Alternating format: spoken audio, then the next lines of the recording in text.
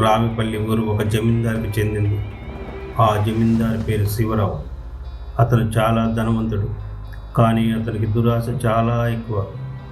ఊరి వాళ్ళందరూ అతన్ని గౌరవించేవారు, కానీ అతని గర్వానికి కూడా భయపడేవారు.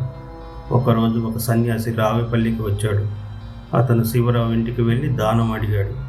శివరావు సన్యాసిని చూసి చిరాకు పడ్డాడు. సన్యాసి కోపంతో, నీ గర్వం నీ పతనానికి కారణమవుతుంది. నీ ధనం నీకు శాపంగా మారుతుంది. నీ ఊరి వాళ్ళు అందరూ నీ కారణంగా తినడానికి తిండి లేక చనిపోతారు అని శివరావును శపించి వెళ్ళిపోయాడు. సన్యాసి మాటలు నిజమయ్యాయి. శివరావు ధనం రాళ్లుగా మారిపోయింది. కొద్ది రోజుల్లోనే ఊరిలో కరువు ఏర్పడింది. ప్రజలు ఆకలితో చనిపోతున్నారు.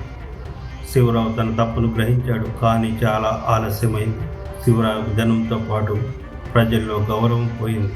కొన్ని రోజులకు శివరావు చనిపోయాడు. శివరావు మరణం తర్వాత రావిపల్లి ఒక భయంకర ప్రదేశంగా మారిపోయింది. అతని ఆత్మ ఊరిలో తిరుగుతూ ప్రజలను భయపెడుతుంది. చాలామంది ఊరి వాళ్ళు భయంతో ఊరు వదిలి వెళ్ళిపోయారు. కొంతమంది దెయ్యం భయానికి చనిపోయి వారి ఆత్మలు కూడా దెయ్యాలుగా మారాయి. ఇప్పుడు రావిపల్లి ఒక శిథిలమైన ఊరుగా మారిపోయింది, దెయ్యాలతో నిండిపోయింది.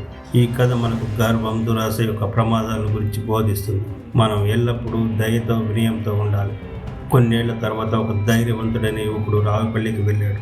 అతను శివరావు ఆత్మను శాంతిపరచడానికి, ఊరిపై ఉన్న శాపాన్ని తొలగించడానికి ప్రయత్నించాడు. అతను ఎలాంటి పోరాటం చేశాడో, రావిపల్లి శాపం నుంచి ఎలా విముక్తి పొందిందో తెలుసుకోవాలంటే మీరు రావిపల్లి గురించి వచ్చే కథ కోసం మా ఛానల్ని సబ్స్క్రైబ్ చేయండి.